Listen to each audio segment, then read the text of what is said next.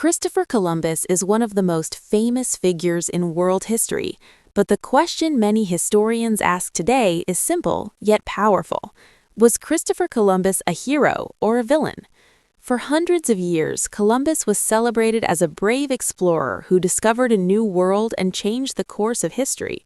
Schools taught that in 1492, he sailed across the Atlantic Ocean and discovered America, and many countries even created holidays to honor his achievements.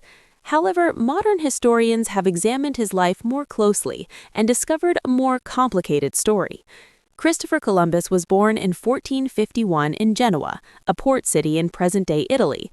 From an early age, he became fascinated with the sea and eventually worked as a sailor and navigator. During the 15th century, European nations were searching for new trade routes to Asia, especially to India and China, because spices, silk, and other goods from Asia were extremely valuable. The traditional land routes were dangerous and controlled by powerful empires, which made trade expensive and difficult. Columbus believed he had a bold solution. Instead of traveling east to reach Asia, he believed he could reach it faster by sailing west across the Atlantic Ocean.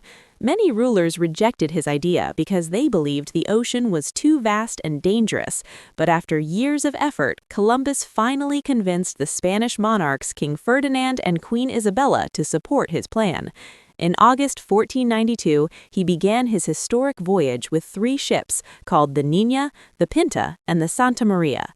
After weeks of uncertainty and fear among the crew, land was finally sighted on October 12, 1492.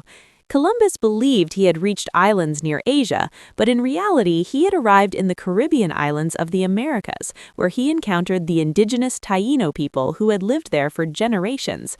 This moment became one of the most important turning points in global history because Columbus's voyage opened the door for further European exploration and colonization of the Americas. When he returned to Spain, he was welcomed as a hero and was given titles, wealth, and authority over newly claimed territories. From this perspective, Columbus appeared to be a courageous explorer whose determination and navigation skills changed the world forever. His voyages began a new era of global connection between Europe and the Americas, which historians sometimes call the beginning of globalization. Plants, animals, cultures, and ideas began moving between continents in what later became known as the Columbian Exchange. Crops such as potatoes, tomatoes, and corn eventually spread to Europe, Asia, and Africa and changed diets around the world, while horses, cattle, and other animals were introduced to the Americas. However, the story of Columbus is not only about exploration and discovery. When Columbus returned to the Caribbean on later voyages, he was appointed governor of Spanish colonies, and his rule quickly became controversial. Historical records describe how European colonizers forced many indigenous people to work in harsh conditions and demanded gold and other resources as tribute. When the local populations could not meet these demands, punishments and violence sometimes followed. Many indigenous communities suffered greatly due to forced labor, conflict, and diseases that Europeans unintentionally brought with them. Because the native populations had no immunity to these diseases, illnesses such as smallpox spread rapidly and caused devastating population losses across the Americas. Over time, entire communities were weakened or destroyed by the combined effects of disease, exploitation, and colonial expansion. Because of these tragic consequences, many modern historians argue that Columbus should not be remembered simply as a heroic explorer. Instead, they say his voyages began a period of colonization that brought suffering and injustice to many indigenous peoples. Critics argue that Columbus helped establish systems of slavery and forced labor that shaped early colonial societies in the New World. At the same time, some scholars point out that Columbus was a product of the 15th century world, a time when European empires were competing fiercely for wealth, land, and power. Exploration during that era often involved conquest and exploitation, and Columbus was not the only explorer who acted this way. This is why many historians today describe Columbus as a complex historical figure rather than simply a hero or a villain. His courage and ambition helped connect continents and change global history, but the consequences of those voyages also included suffering, colonization, and cultural destruction for many indigenous societies. Even today, the legacy of Columbus continues to be debated.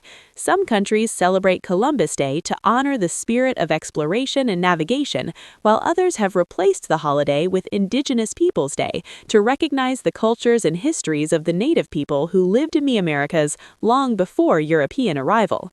This debate reflects how our understanding of history can change as we learn more about the past. In the end, the story of Christopher Columbus reminds us that history is rarely simple or one-sided. Great achievements and painful consequences can exist at the same time.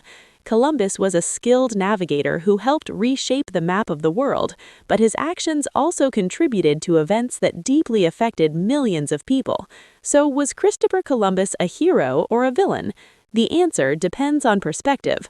Some see him as a fearless explorer who opened the door to global exploration, while others see him as a symbol of colonization and injustice. Perhaps the most honest answer is that Christopher Columbus was a complex historical figure whose voyages forever changed the course of human history, bringing both discovery and destruction, opportunity and tragedy, and whose legacy continues to shape the modern world even today.